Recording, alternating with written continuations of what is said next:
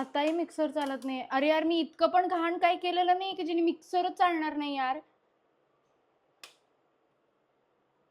आजी, हे पण मिक्सर नाही चालत आहे. नाही चालत आहे हे बघ.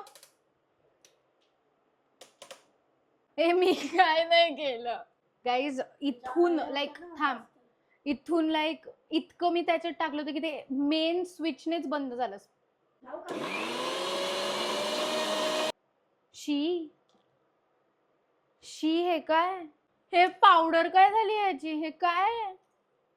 अरे यार, त्या मॅडमचं हमारा यहाँ पे चीज बन गया है आणि माझा चीजच नाही बनला. किती कंडेन्स मिल्क टाकायचंय? नुसतं गोड खातात राव. खूप फिरवलंय आता मी.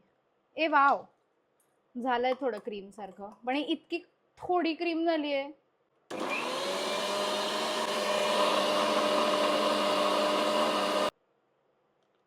झालीये बर का, पण अशी प्रॉपर क्रीम वाटतच नाहीये ती मला. आणि इतकी थोडी झालीये की कसं करू मी चीज केक. थोडस अजून दूधच टाकून देते मी.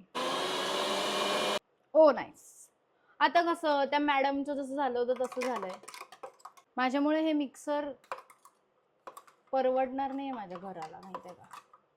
ओके, थिक आणि छान कन्सिस्टन्सी आहे. आता आपण जे आत ठेवलं होतं ते बाहेर काढणार आहोत.